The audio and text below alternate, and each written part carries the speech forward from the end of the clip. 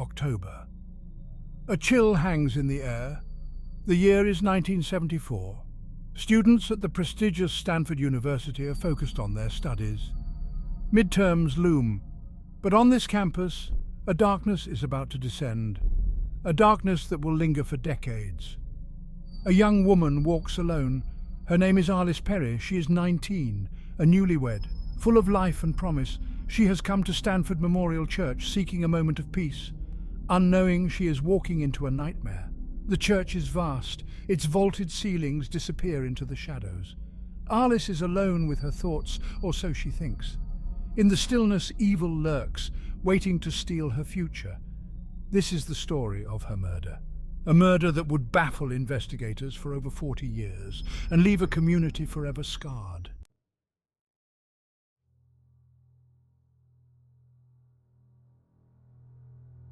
Stanford Memorial Church, a place of worship, a sanctuary for students seeking solace. Its towering spires a beacon of hope.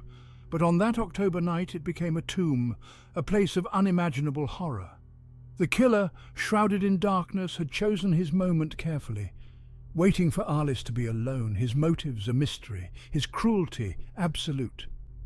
The rain began to fall, as if the heavens themselves were weeping, washing away the innocence of a young life cut short. Inside those hallowed halls, evil had triumphed, and somewhere out there in the night the killer walked free, leaving behind a trail of questions and a community grappling with fear.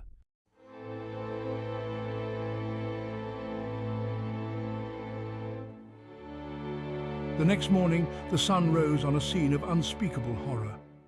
Arlis Perry was gone, vanished from the face of the earth. Hours ticked by, each one an eternity for Arlis's worried family and friends. Where could she be? Had she been kidnapped? Then, the devastating discovery. A security guard making his rounds stumbled upon a sight that would forever haunt him. Arlis Perry's body lying lifeless inside the Stanford Memorial Church, a place meant for prayer, now forever stained with her blood.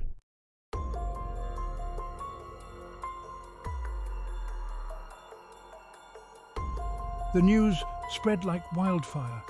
Arlis Perry was dead, murdered inside the church. The community was in shock. How could this happen in a place of worship? Investigators descended upon the scene, their faces grim. The church, once a sanctuary, was now a crime scene.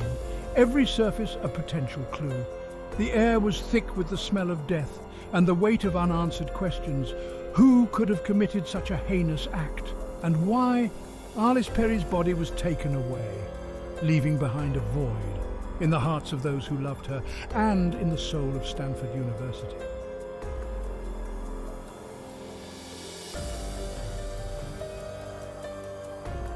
Section 2. The investigation begins. The investigation began immediately.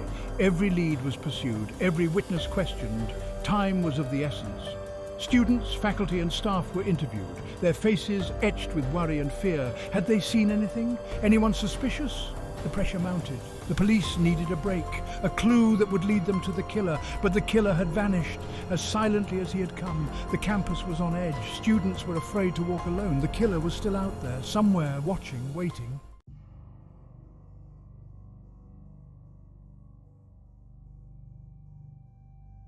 Section 3. Whispers and shadows. Rumors spread like wildfire. Whispers of a satanic ritual, a stalker, a jealous lover. But were these just rumors? Or was there truth hidden in the shadows? The police investigated every theory. No matter how far-fetched, the murder was brutal. Ritualistic. Was there a darker motive at play? Days turned into weeks, weeks into months. Still, the case remained unsolved. The killer, a phantom, leaving behind only questions and fear. Arlis Perry's family grieved, their daughter gone, taken from them in the cruelest way imaginable. Would they ever find justice?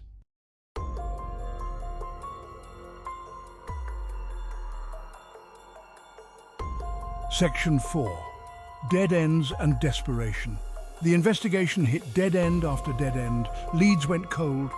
Witnesses offered no new information. The killer had vanished into thin air. The pressure mounted. The media hounded the police. The public demanded answers, but there were none. Not yet. The case grew cold, the file gathering dust. But the memory of Arlis Perry lingered. A ghost haunting the halls of Stanford University. The killer was still out there, free, but for how long?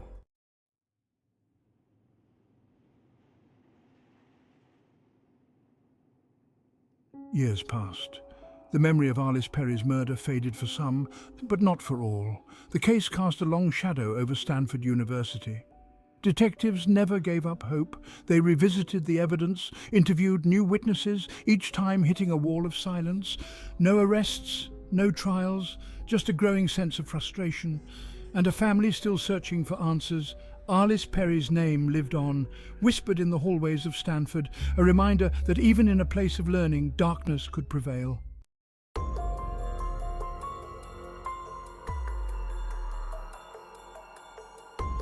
The murder changed Stanford. A sense of unease lingered. Students, once carefree, now looked over their shoulders. Fear had become a part of campus life. Security was increased. Campus police patrolled with newfound vigilance, but the fear remained, an invisible scar on the university's soul. Women especially felt vulnerable. They formed walking groups, took self-defense classes. The murder of Arlis Perry had shattered their sense of safety, and through it all, Arlis Perry's family mourned, their pain, a constant reminder of the injustice, of a life cut short, of a killer still at large.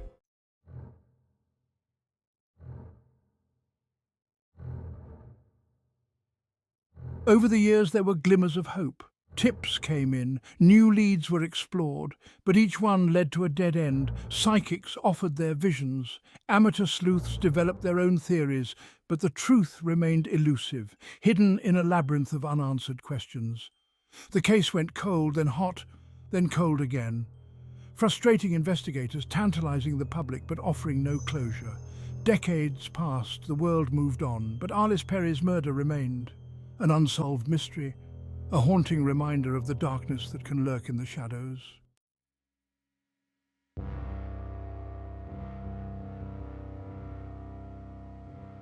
A sound of a cold wind blowing through a graveyard. Time marched on. The 20th anniversary of Arlis Perry's death came and went, then the 30th. Still, no answers. Sound of fingers typing on a keyboard, searching for information. The internet age brought renewed interest in the case, websites and forums dedicated to finding the truth. But the digital age offered no easy solutions. Sound of a podcast intro with eerie music and a narrator's voice. True crime podcasts dissected every detail, speculating, theorizing, keeping Arlis's memory alive. But the killer remained a ghost. Sound of rain falling softly on leaves. The murder of Arlis Perry, a cold case, a mystery unsolved but not forgotten. The question lingered, would justice ever be served?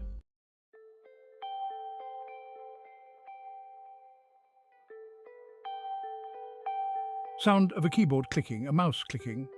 The year is 2018. Over 4 decades have passed since Arlis Perry's murder. The case, cold for years, is about to take a dramatic turn. Sound of lab equipment beeping and whirring. Advances in DNA technology offer new hope. Hope for a breakthrough, hope for justice. The Santa Clara County Sheriff's Office reopens the investigation. Sound of a detective speaking excitedly, his voice tinged with determination. Evidence, long thought useless, is re-examined. Every detail scrutinized, every sample analyzed. The tiniest trace of DNA could be the key. Sound of a heart monitor beeping steadily, building suspense. The DNA evidence is compared to national databases. The clock is ticking. Each passing moment brings them closer to the truth, or so they hope.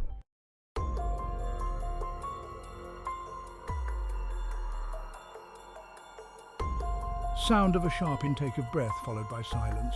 There's a hit, a match. After all these years, DNA technology has provided a name, a suspect someone never considered in the original investigation. Sound of papers shuffling, a pen clicking nervously. The suspect is a man named Stephen Blake, but there's a problem, a tragic twist. Stephen Blake is dead. He took his own life in 1982. Sound of rain falling heavily on a window pane. Investigators are baffled. How could a man dead for decades be the prime suspect? The pieces of the puzzle don't seem to fit. Sound of a clock ticking, a reminder of the passage of time. Despite the dead end, investigators are determined. They dig deeper into Stephen Blake's past, hoping to find a connection, a motive, anything to understand why.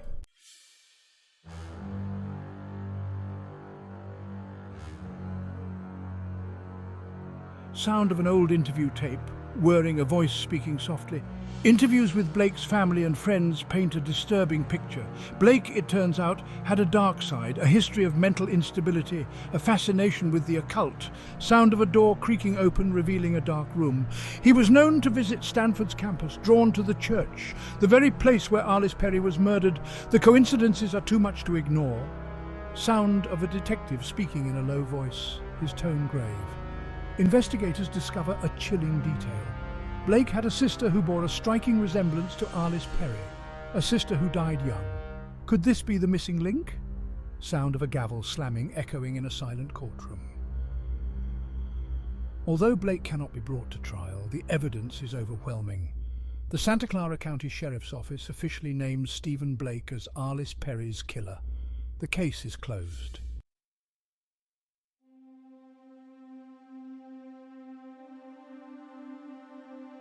Sound of a gentle breeze rustling through leaves, birds chirping softly. The news brings a mix of emotions: relief, sadness, anger. After 44 years, Arlis Perry's family finally has answers, but the cost was too high. Sound of a news report with the anchor's voice somber and reflective. The case, once a symbol of fear and uncertainty, becomes a testament to the power of perseverance and the unwavering pursuit of justice. Sound of a church bell tolling slowly, solemnly. The shadow of Arlis Perry's murder may always linger over Stanford University, but the truth long hidden has finally come to light. Sound of wind chimes tinkling softly, a melody of peace and remembrance. May she finally rest in peace.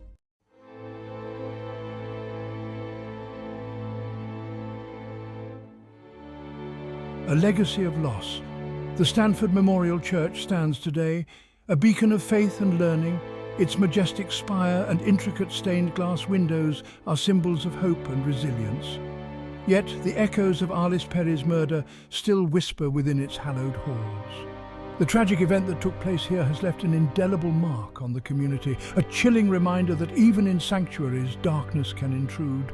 The sanctity of the church was shattered that fateful night, a stark contrast to its intended purpose as a place of peace and refuge. For those who walk the campus today, the weight of the case may be a distant echo. Many students are unaware of the dark history that shadows their steps, but the legacy of loss lingers. A story whispered among generations. The tale of Arlis Perry's untimely death is passed down, a cautionary tale that reminds us of the fragility of life and the ever-present potential for tragedy.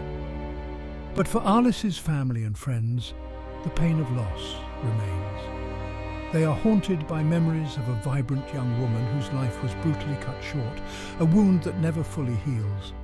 The emotional scars left by her murder are deep and enduring, a constant reminder of what was taken from them. Arlis, a young woman robbed of her future, became forever frozen in time.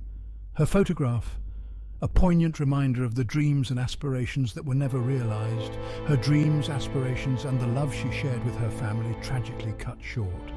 The future she envisioned, filled with promise and potential, was stolen in an instant. Her absence, a void that can never be filled.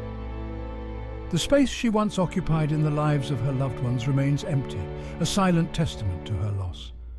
The resolution of the case, though bittersweet, offered a semblance of closure. The long-awaited answers provided some relief, but the pain of her loss endures. The knowledge that Stephen Blake, the man responsible for her death, could no longer harm another soul, brought a measure of solace. His capture and conviction were a small comfort in the face of such a profound tragedy. A sense that justice, though delayed, had been served. The wheels of justice may turn slowly, but they ultimately brought some measure of peace to those who loved Arlis.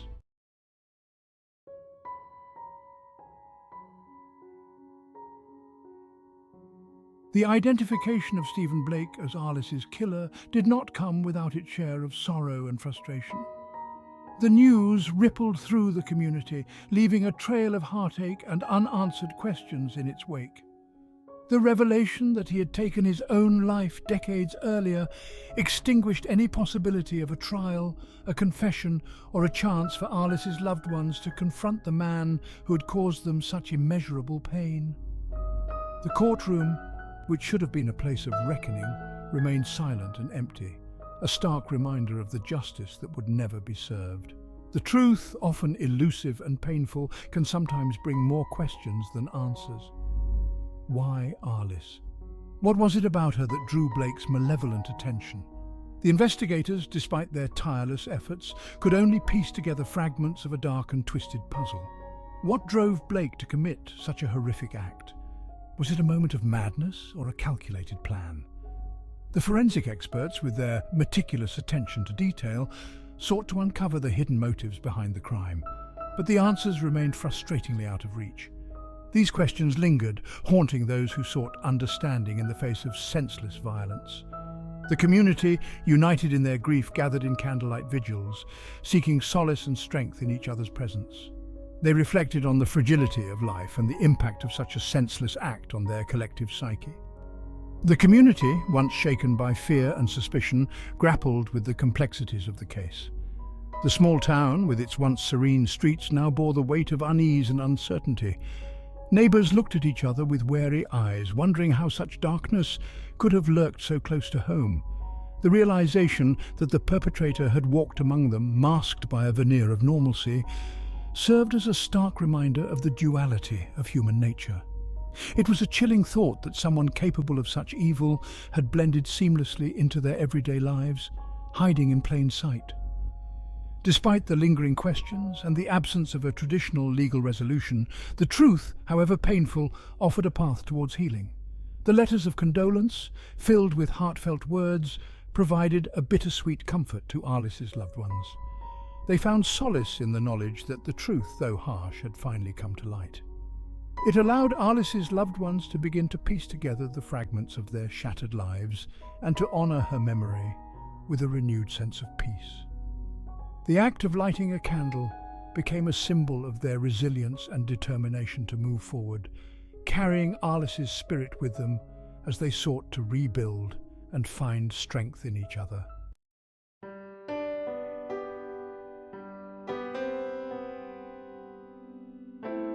The resolution of Arlis Perry's case brought a sense of closure, yes, but it also underscored the limitations of such a concept. Closure, in cases of profound loss, is rarely a clean and finite destination. It is an ongoing journey marked by both healing and enduring sorrow. For many, the idea of closure is a comforting illusion, a way to make sense of the senseless. For Arlis's family and friends, closure meant acknowledging the pain of the past while choosing to embrace the love and memories they held dear. It was about finding a way to live with the loss, rather than overcoming it. It meant finding solace in the knowledge that justice, though imperfect and long delayed, had ultimately prevailed. This sense of justice, however, did not erase the pain, but provided a framework for understanding and moving forward. The Stanford community, forever marked by this tragedy, found closure in coming together. They found strength in unity, in the shared experience of grief and remembrance, in sharing their grief, offering support, and in the collective act of remembering Arlis, they found a way to heal, and reaffirming their commitment to creating a safe and compassionate environment for all.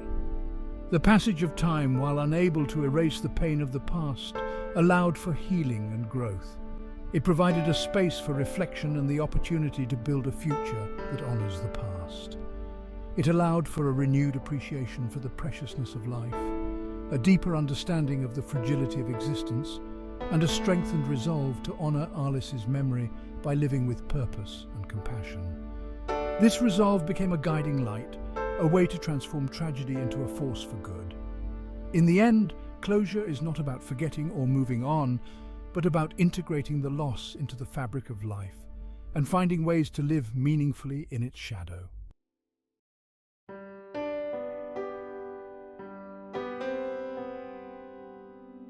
Arlis Perry's legacy extends far beyond the tragic circumstances of her death. She is remembered for her vibrant spirit, her infectious laugh, and her unwavering kindness. Her family and friends cherish the memories they shared, finding solace in the love and laughter that once filled their lives. They remember her as a beacon of light, a source of joy, and a reminder to live each day to the fullest. The Stanford community honors her memory through scholarships, memorials, and ongoing efforts to promote safety and well-being on campus. Her story serves as a reminder of the importance of vigilance, compassion, and support for one another. Arlis Perry's light may have been extinguished far too soon, but her spirit continues to shine brightly in the hearts of those who loved her. May her memory serve as a catalyst for compassion, understanding, and a commitment to creating a world where such tragedies are never repeated.